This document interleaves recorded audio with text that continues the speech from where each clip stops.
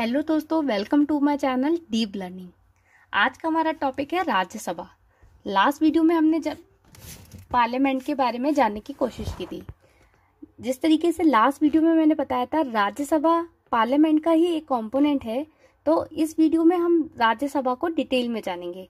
तो राज्यसभा को डिटेल में जानने के लिए वीडियो को लास्ट तक देखें। राज्यसभा को हिंदी नेम 1954 में दिया गया था।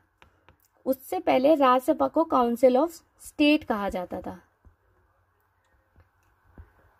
एंड राज्यसभा को अपर हाउस भी कहा जाता है। राज्यसभा की जो कॉन्स्टिट्यूशन में टोटल स्ट्रेंथ है वो 250 डिटरमाइन है, जिसमें से 238 यूटी एंड स्टेट्स के रिप्रेजेंटेटिव हैं and 12 people are nominated by the president. At present Rajya Sabha की स्ट्रेंथ है 245। अब नेक्स्ट हमारा टॉपिक है सिस्टम ऑफ इलेक्शन। राज्यसभा के जो मेंबर्स हैं वो इनडायरेक्टली इलेक्टेड होते हैं। मतलब कि ये किसके द्वारा इलेक्ट किए जाते हैं? डायरेक्टली पीपल ऑफ इंडिया के द्वारा इलेक्ट नहीं होते हैं। ये स्टेट लेजिस्लेटिव असेंबली के जो इलेक्टेड मेंबर होते हैं उनके द्वारा इलेक्ट किए जाते हैं। राज्यसभा का जो इलेक्शन का जो सिस्टम है वो है प्रोपोर्शनल रिप्रेजेंटेशन का, जो अडॉप्ट किया गया कॉन्स्टिट्यूशन के द्वारा। प्रोपोर्शनल रिप्रेजेंटेशन का मतलब है कि हर किसी को यहाँ पे रिप्रेजेंट होने का चांस मिलता है। और जो वोटिंग होती है वो होती है by the means of single transferable vote system. Rajya Sabha में सभी और स्टेट खुद को रिप्रेजेंट करती हैं और साथ ही साथ 2 यूटीज रिप्रेजेंट करती हैं, that is Delhi and Puducherry.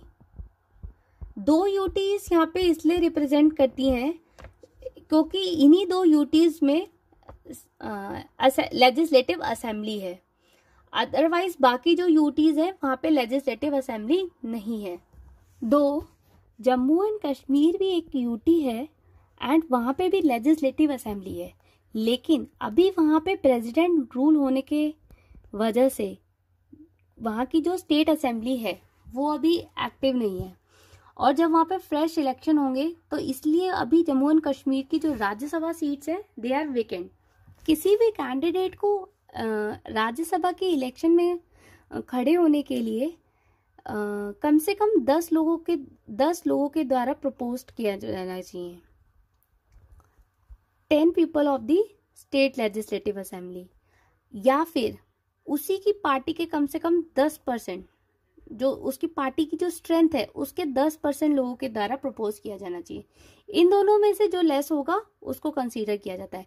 अगर कोई इंडिपेंडेंटली खड़ा हो रहा है विदाउट एनी पार्टी तो भी उसको कम से कम 10 लोगों के द्वारा प्रपोज किया जाना चाहिए for independent individual. Single transferable vote क्या होता है? सिंगल ट्रांसफरेबल वोट सिस्टम होता है, ये एक तरीके का प्रेफरेंस वोट सिस्टम है।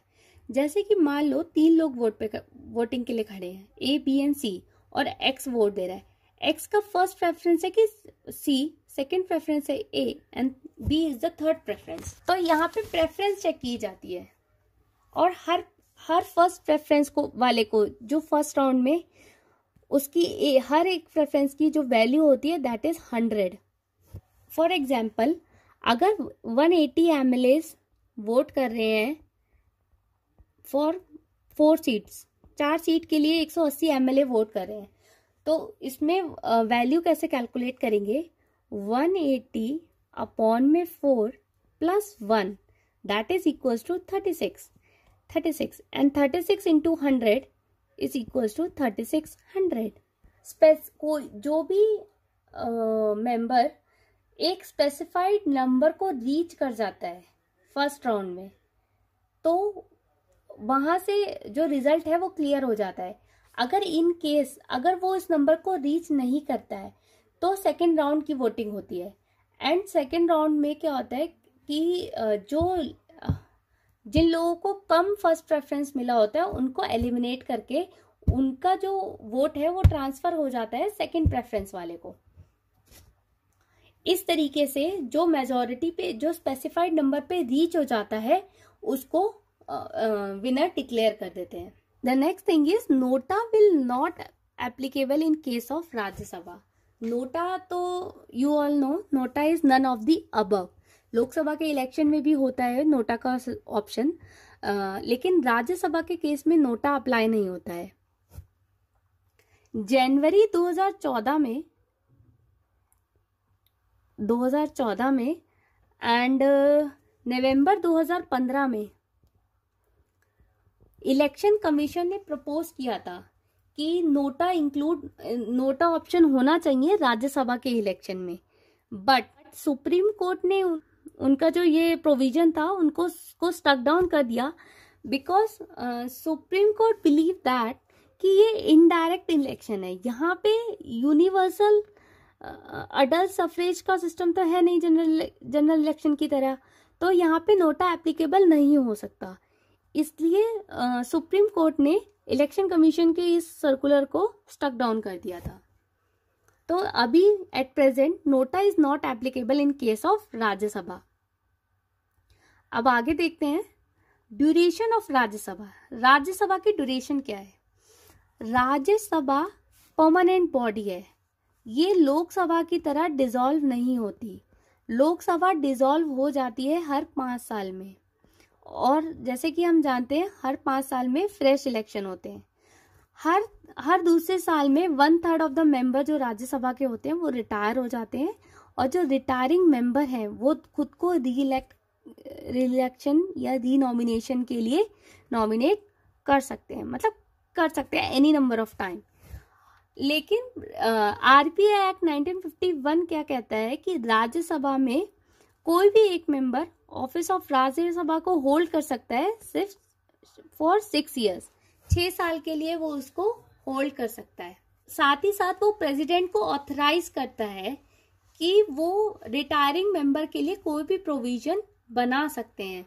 अच्छा, राज्यसभा में भी बायपोल्स होते हैं। अगर बीच में ही कोई सीट वेकेंट हो जाती है in case due to resignation और डेथ और डिस्क्वालिफिकेशन, उस केस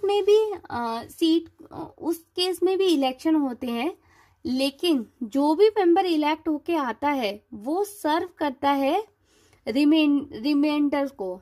मतलब कि अगर मान लो इलेक्ट होके ए इलेक्ट होके आया है और उस पर्टिकुलर सीट वो खाली है, सिर्फ मतलब उसने भरी है सिर्फ 4 महीने के लिए, तो वो सिर्फ 4 महीने के लिए ही वहां वो सीट पे रहेगा। उसके बाद फिर से इलेक्शन होंगे वो सीट के लिए। देन चेयरमैन, पार्लियामेंट के हर हाउस में एक प्रिसाइडिंग ऑफिसर होता है, और राज्यसभा के प्रिसाइडिंग ऑफिसर होते हैं president.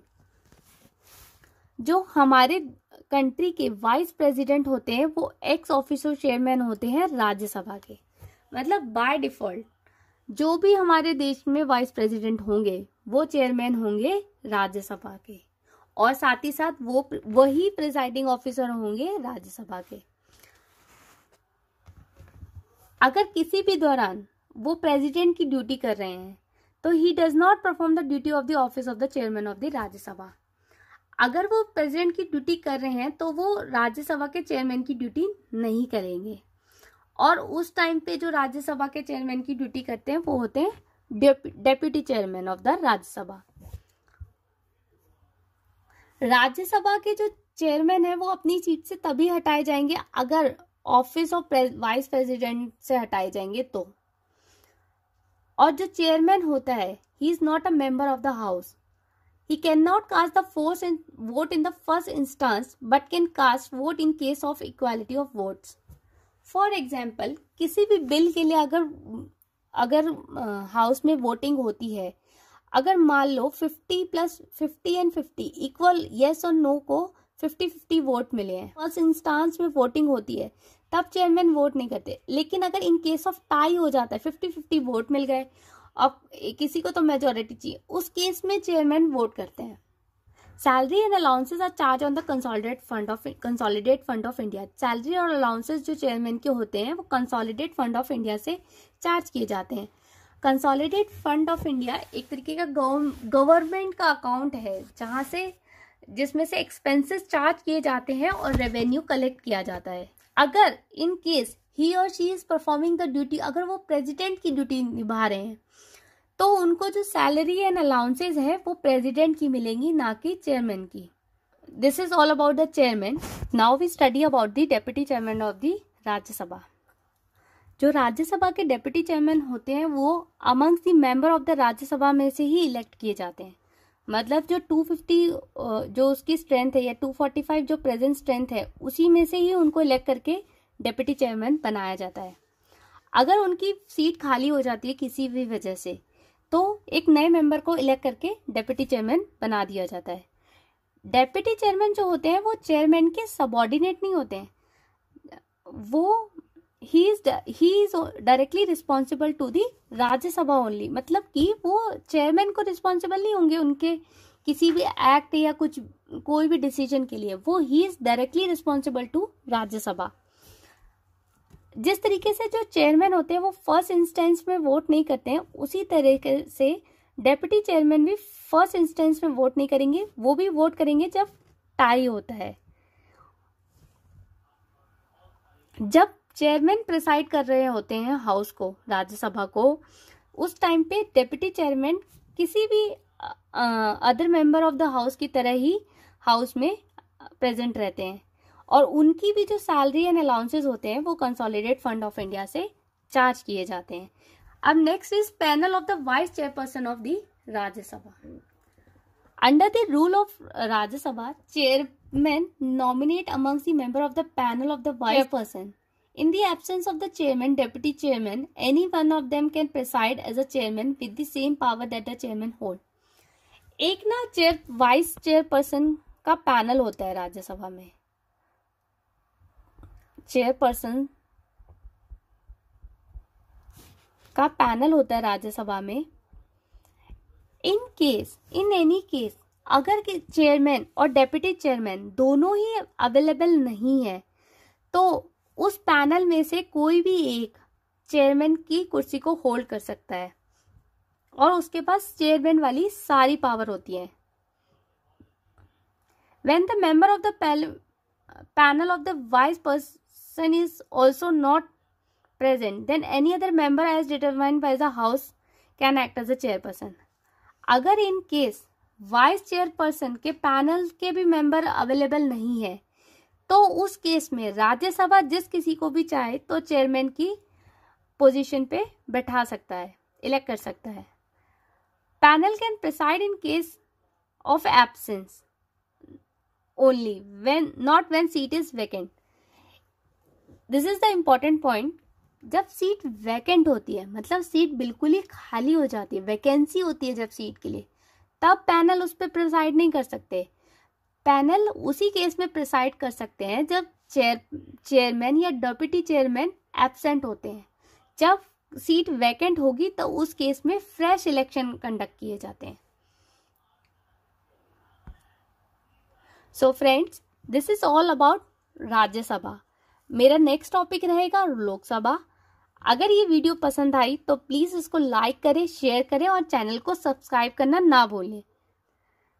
Thank you so much. Till then, stay safe, stay happy.